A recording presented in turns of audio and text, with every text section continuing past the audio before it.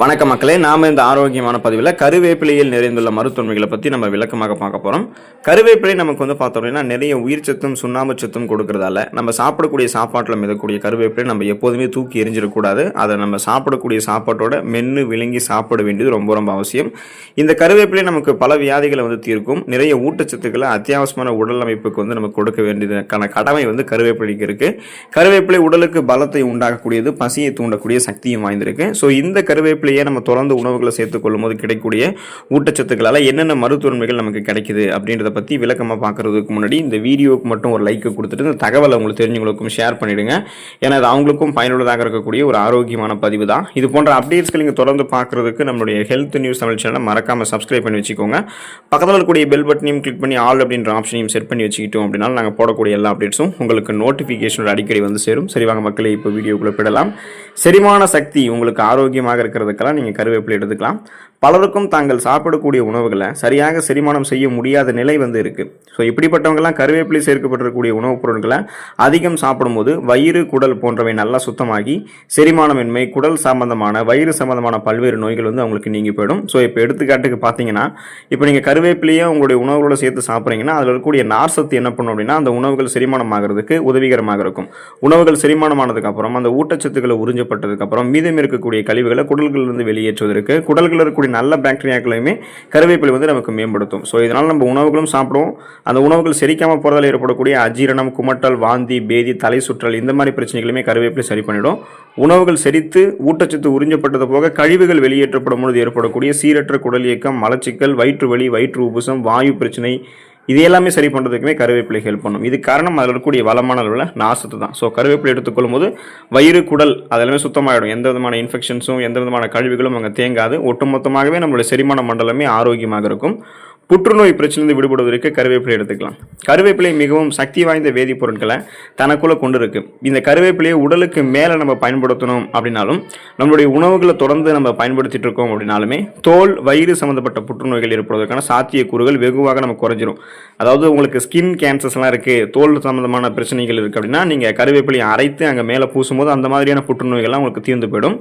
உணவுகளை சேர்த்து சாப்பிட்றீங்க அப்படின்னா வயிறு சம்பந்தமான புற்றுநோய்கள்லாம் உங்களுக்கு தீர்ந்து போயிடும். ஸோ அடிக்கடி நீங்கள் உணவுகளை சேர்த்து சாப்பிடும்போது உடல் உள்ளுறுப்புகளில் எந்த மாதிரியான புற்றுநோய் செல்கள் ஆகிறதாலும் அந்த பரவிருக்கக்கூடிய புற்றுநோய் செல்களை நம்ம வெளியேற்றிக் கொள்ளலாம். மேலும் கேன்சர் அந்த செல்ஸ் எல்லாம் நமக்கு பரவாமல் தடுக்கிறதுக்கெல்லாமே கருவேப்பிலை ஹெல்ப் பண்ணும். ஸோ உடல் வெளிப்புறமாக தோள்களில் ஏற்படக்கூடிய பிரச்சனையாக இருந்தாலும் சரி, அல்லது உடல் உள்ளுறுப்புகளில் ஏற்படக்கூடிய ஃப்ரீ ரேடிக்கல்ஸ் என்று சொல்லக்கூடிய தீங்கு விளைவிக்கக்கூடிய புற்றுநோய் செல்களினுடைய தாக்கத்தை எதிர்த்து போராடக்கூடிய தன்மை கருவேப்பிலைக்கு இருக்கு.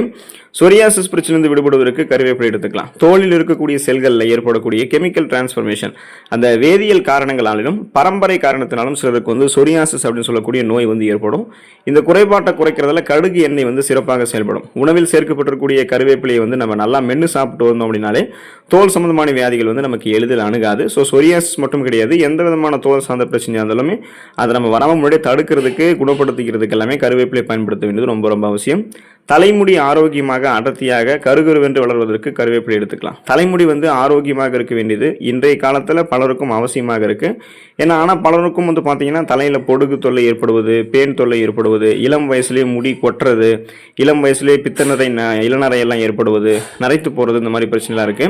இதெல்லாம் கியூர் பண்ணுறதுக்கு நம்ம அதிகமாக கருவேப்பிலை சாப்பிடுவதாலும் கருவேப்பிலை ஊற வைத்த தேங்காய் எண்ணெயை தலைக்கு தடவி வந்தோம் அப்படின்னாலுமே தலைமுடி சம்பந்தமான அத்தனை பிரச்சனைகளுமே நீங்கும். ஏன்னா கருவேப்பிலை என்ன பண்ணும் அப்படின்னா தலைமுடிக்கு வேண்டிய போதிய ஊட்டச்சத்துக்களை கொடுக்கும். அது முடியினுடைய வேர்க்கால்கள் வரைக்குமே அதை ஸ்ட்ராங் பண்ணி கருவேப்பிலை நம்மளுடைய தலைமுடிக்கு வேண்டிய எண்ணெய் பசையெல்லாம் கொடுத்து அடர்த்தியாக வளரக்கூடிய கருகருவென்று வளரக்கூடிய கூந்தல் அமைப்பு நமக்கு கொடுக்கும். ஸோ அதுக்காக தான் நம்ம தலைமுடி சார்ந்த பிரச்சனை விடுபடுவதற்கெல்லாம் கருவேப்பிலை பயன்படுத்தலாம். அரைத்து தலைக்கு பயன்படுத்தினாலும் உணவுகளை சேர்த்து பயன்படுத்தினாலுமே தலைமுடி ஆரோக்கியமாக இருக்கும். அனீமியா என்று சொல்லக்கூடிய ரத்த சோகை நோய், அந்த நோய் குணப்படுத்தப்பட்டு மீண்டும் வராமல் தடுக்கப்படுவதற்கு கருவேப்பிலை எடுத்துக்கலாம். உடலில் இருக்கக்கூடிய ரத்தத்தில் ரத்த வெள்ளை அணுக்களாக இருந்தாலும் சரி, அல்லது ரத்த சிகப்பு அணுக்களாக இருந்தாலும் சரி, அது கரெக்டான லெவலில் இருக்க வேண்டியது அவசியம். இப்போ நமக்கு ரத்த வெள்ளை அணுக்கள் குறையும் போது நோய் எதிர்ப்பு சக்தி குறையும். ரத்த சிகப்பு அணுக்கள் குறைஞ்சிச்சு அப்படின்னா அனீமியா என்று சொல்லக்கூடிய ரத்த சோகை நோய் ஏற்படும். ஏன்னு கேட்டிங்கன்னா ரத்த சிகப்பு அணுக்களுக்குள்ள தான் பார்த்தீங்கன்னா ஹீமோகுளோபின் என்று சொல்லக்கூடிய ரத்த புரதம் இருக்கு. இந்த ஹீமோகுளோபின் நம்ம உடல் உறுப்புகளுக்கு ஆக்சிஜனை சப்ளை பண்ணுது.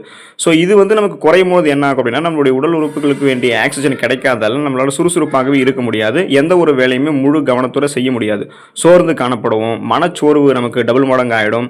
இன்னும் குறிப்பாக பார்த்தீங்கன்னா உடல் வலிக்க ஆரம்பிக்கும். இருக்கும் உடல் கடுமையாக பலவீனமாயிடும். ஸோ மயக்கம், வாந்தி, தலை சுற்றல் இந்த மாதிரியான அறிகுறிகளும் நமக்கு தென்படும். இது எல்லாமே நமக்கு வந்து இரும்புச்சத்து குறைபாட்டில் தான் ஏற்படுது. அப்போ வளமான அளவில் இரும்புச்சத்து இருக்கக்கூடிய கருவேப்பிலை உணவுகளை சேர்த்துக்கிறோம், அதாவது கருவேப்பிலை வந்து உணவுகளை சேர்த்துக்கிறோம் அப்படின்னாலும், பொடியாக்கி எடுத்துக்கிறோம், பச்சையாக்கி எடுத்துக்கிறோம் அப்படின்னாலும் இரும்புச்சத்து பெறப்பட்டு ரத்த சிகப்பணுக்கள் லெவல் வந்து கரெக்டாக மாற ஆரம்பிச்சிடும். ரத்த சிகப்பணுக்கள் கரெக்டான லெவல் இருந்தாலே ரத்த புரதமான ஹீமோகுளோபினும் கரெக்டான லெவலில் இருக்கும். ஸோ அனிமியாவுக்கான அறிகுறிகள் எதுவும் ஏற்படாமல் அந்த பிரச்சனைகள் வந்து நம்ம முழுமையாக விடுபடலாம். மேலும் வராமல் தடுக்கணும்னா இரும்புச்சத்து தக்க வைத்துக்கிறதுக்கு அடிக்கடி கருவேப்பிலை சேர்த்துக்கிட்டே இருக்கலாம். வாரத்தில் ஒரு தடவைலாம் கருவேப்பிலை சட்னி மாதிரி கூட வச்சு பயன்படுத்தி சாப்பிடலாம். அப்போ நம்ம உணவுகளும் தூக்கி எரிஞ்சிடக்கூடாது. விஷக்கடி அந்த பிரச்சனைகள் வந்து ஓரளவுக்கு வந்து பார்த்தீங்கன்னா அந்த நச்சுக்களை முறிக்கக்கூடிய தன்மை வந்து பார்த்தீங்கன்னா கருவேப்பிலைக்கு இருக்குது. முழுமையாகவே அந்த விஷக்கடியை போக்குவதற்கான தன்மை கருவேப்பிலை கிடையாது. அதை நீங்கள் நல்லா புரிஞ்சுக்கணும். இப்போ நமது வீட்டிலும் அல்லது நமது வீட்டிற்கு அருகே இருக்கக்கூடிய தோட்டங்கள், புதர்கள் எல்லாமே தேன், பூரான், தேனி, விஷவண்டுக்கள், பாம்பு இதெல்லாமே வந்து பார்த்தீங்கன்னா அதிகம் காணப்படுது. இவற்றினால் கடிபற்றக்கூடிய நபர்கள் வந்து அந்த பூச்சிகள், ஊர்வன அது எல்லாத்துலேயுமே வந்து பார்த்தீங்கன்னா நச்சு, அதனுடைய நச்சுகள் வந்து நம்மளுடைய ரத்தத்தில் கலந்து ஒவ்வாமை வந்து ஏற்படுத்துறதுக்கு அதிகமாகவே சான்சஸ் இருக்குது. இதுக்கு நம்ம உடனடியாக என்ன பண்ணோம் அப்படின்னா, அந்த மாதிரி பிரச்சனை ஆகாமல் இருக்கிறதுக்கு சிறிது கருவேப்பிலை இலைகளை மென்று சாப்பிட்டோம் அப்படின்னா இந்த மாதிரி விஷப்பூச்சிகளுடைய கடிகால நம்மளுடைய உடலில் பரவக்கூடிய நச்சுக்களை வந்து ஓரளவுக்கு தான் நம்மளால் முறிக்க முடியும். அதாவது வந்து பார்த்தீங்கன்னா அலர்ஜி மென்மேலும் ஏற்படாமல், இன்ஃபெக்ஷன்ஸ் தொற்று எதுவும் ஏற்படாமல் பாதுகாத்துக் கொள்ளலாம். உடனே நம்ம என்ன பண்ணணும் அப்படின்னா, நம்மளுடைய மருத்துவமனைக்கு வந்து சென்று மருத்துவரை சந்தித்து இதுக்கான சிகிச்சைகளை மேற்கொள்ளணும். ஓரளவுக்கு அந்த நச்சுக்கள் ரத்தத்தில் பரவுறதை தடுக்கிறதுக்காக தான் கருவேப்பிலை நம்ம உடனே சாப்பிடணும். அதில் இருக்கக்கூடிய நார் சத்து, கசக்கக்கூடிய தன்மையெல்லாம் உடனே ரத்தத்தில் வந்து கரைந்து அதுக்கு வந்து பார்த்தோன்னா வேலை செய்ய ஆரம்பிச்சிடும். ஸோ அதுவே நமக்கு வந்து விஷக்கடிக்கு மருந்தாகிடும். அதை சாப்பிட்டுட்டு நம்ம வந்து மற்ற வேலைகளை பார்க்க ஆரம்பிச்சா நினைக்காதீங்க. அது ஒரு நச்சு முறிவு மருந்தாக ஓரளவுக்கு தான் உங்களுக்கு வந்து பயன்படும். மேற்கொண்டு நீங்கள் வந்து சிகிச்சை பார்க்க வேண்டியது அவசியமாக இருக்குது. நீரிழிவு பிரச்சனையிலிருந்து விடுபடுவதற்கு கருவேப்பிலை எடுத்துக்கலாம். நீரிழிவு ஏற்படக்கூடிய சர்க்கரை வியாதிக்கு சிறந்த மருந்தாக கருவேப்பிலை இருக்குது. இது கசப்புத்தன்மை அதிகம் கொண்டதால் இது சாப்பிட்டவுடன் சீக்கிரத்திலேயே உங்களுக்கு வந்து செயல்புரிந்து ரத்தத்தில் இருக்கக்கூடிய சர்க்கரையினுடைய அளவை கண்ட்ரோலில் கொண்டு வந்துடும். கருவேப்பிலை இலை பொடியை தொடர்ந்து சாப்பிட்டு வருபவர்களுக்கெல்லாம் வெகு சீக்கிரத்திலேயே நீரிழிவு வந்து கண்ட்ரோல் ஆகிடும். ஸோ அதனால் உங்களுடைய ரத்தத்தில் இருக்கக்கூடிய சர்க்கரையினுடைய அளவை வந்து கண்ட்ரோல் பண்ணிக்கிறதுக்கும் நாளடைவில் அந்த சுகர் பிரச்சனை விடுபடுவதற்கும் கருவேப்பிலை தொடர்ந்து சேர்த்துக்கொள்ள வேண்டியது சுகர் ப்ராப்ளத்துக்கு இருக்கிறவங்களுக்கும் ரொம்ப ரொம்ப அவசியம். கல்லீரல் பிரச்சனையிலிருந்து விடுபடுவதற்கு கருவேப்பிலை எடுத்துக்கலாம். நம்ம வந்து நான்வெஜ் ஃபுட்ஸ், அதாவது மாவுச்சத்து வந்து பார்த்தீங்கன்னா நிறைந்திருக்கக்கூடிய உணவுகளை தினமும் அதிக அளவு சாப்பிட்டு இருக்கோம் அப்படின்னாலும், தீவிர மது இருந்தக்கூடிய பழக்கம் இருக்குது அப்படின்னாலும் நமக்கு ஒரு கட்டத்தில் கல்லீரல் வந்து பாதிக்கப்படும். மிகுந்த ஆபத்து அது வந்து ஏற்படுத்தும். கல்லீரல் அலர்ச்சி நோயெல்லாம் வந்து ஏற்படுத்திடும். ஸோ இப்படிப்பட்டவங்களை என்ன பண்ணணும் அப்படின்னா, இந்த மாதிரி மாவுச்சத்து இருந்தக்கூடிய உணவுகள்லாம் தவிர்த்துட்டு நார் சத்து இருந்தக்கூடிய உணவுகள் எடுத்துக்கொள்ளணும். மது இருந்தக்கூடிய பழக்கத்திலிருந்து விடுபடணும்.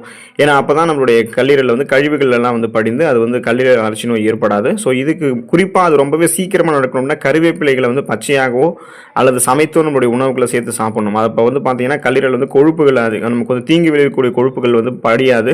அதே போல் கழிவுகளும் வெளியேற்றப்பட்டு கல்லீரலினுடைய செல்கள் மீண்டும் மீண்டும் புதுப்பிக்கப்பட்டு தன்னை ஒரு புத்தம் புது உறுப்பாக கல்லீரல் வந்து மாற்றிக்கும். ஏன்னா நீங்கள் இப்போ சொன்னால் நம்ப மாட்டீங்க, நம் உடல் உறுப்புகளையே தன்னை மீண்டும் மீண்டும் புதுப்பித்துக் கொள்ளக்கூடிய உறுப்பு கல்லீரல் தான் இருக்குது. அந்த தன்மை கல்லீரலுக்கு இருக்குது. ஸோ அது வந்து பார்த்தீங்கன்னா செல்களை மீண்டும் மீண்டும் புதுப்பிச்சு ரிப்பேர் பண்ணிக்கும்.